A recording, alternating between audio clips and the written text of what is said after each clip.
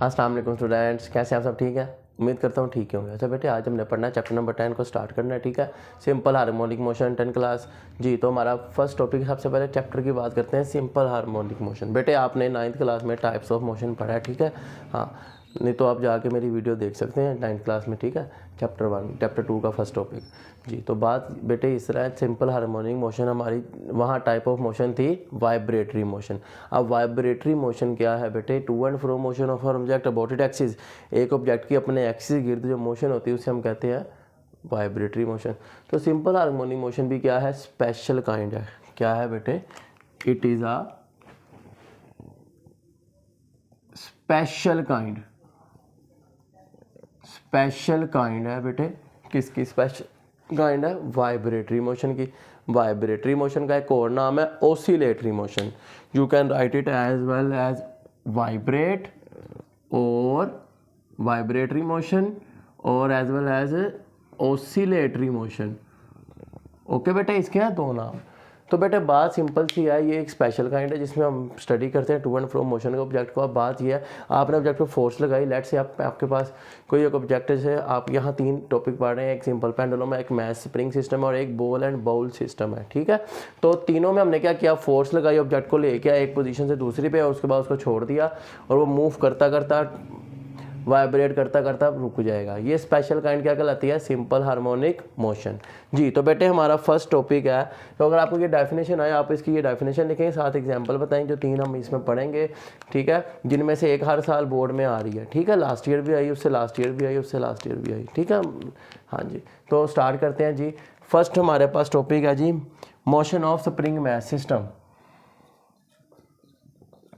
Motion of spring mass system.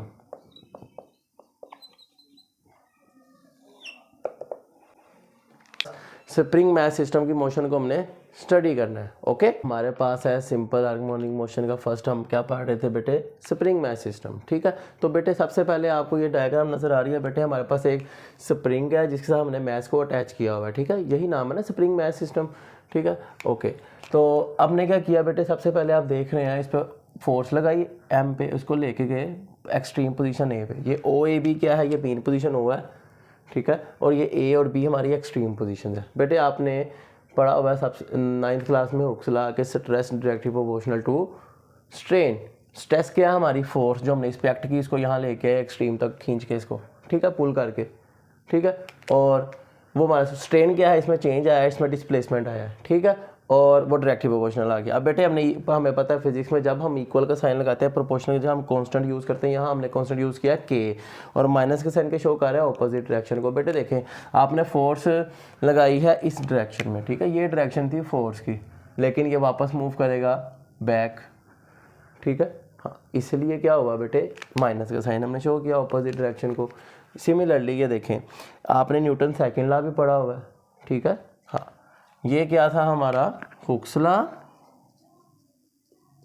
और this one will be our Newton second law, okay बेटे जी।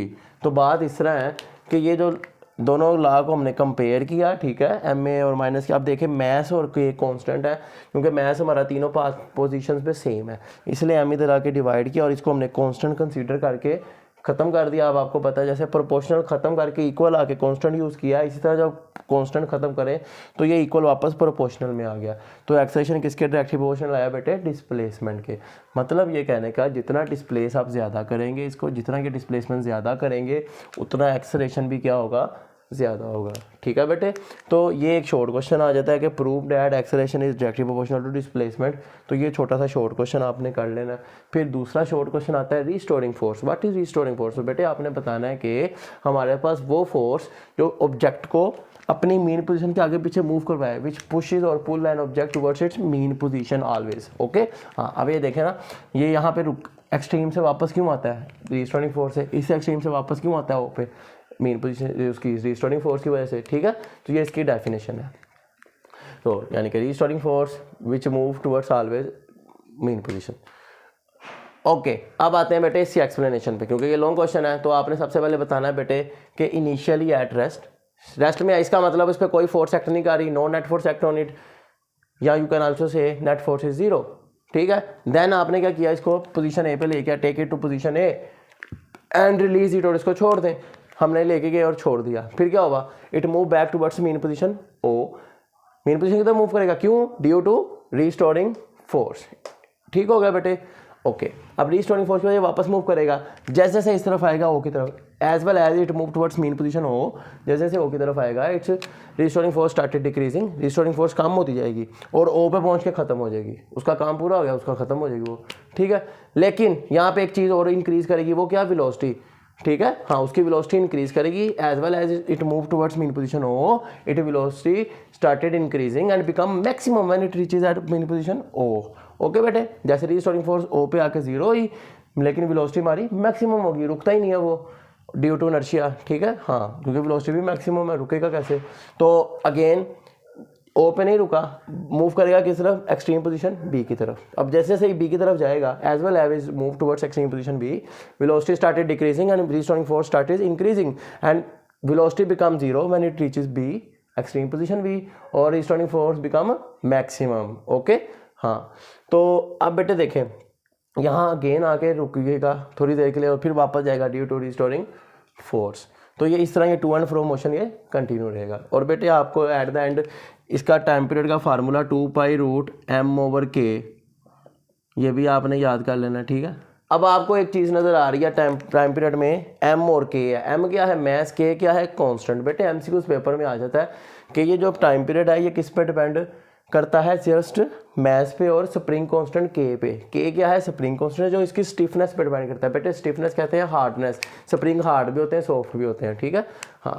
तो जैसे आप देखें ना, मैट्रेस वगैरह में जो स्प्रिंग होते हैं वो हार्ड होते हैं, और पेन के अंदर जो बॉल पेन होता है उसके अंदर जो होता है स्प्रिंग वो इतना स्टिफ नहीं होता। तो ये के उसका कांस्टेंट है, ठीक है। तो स्प्रिंग मैस का टाइम पीरियड किस पर डिपेंड करता है, मैस पे, ये जो आपने अटैच किया, और इसकी स्टिफनेस पे। Got it.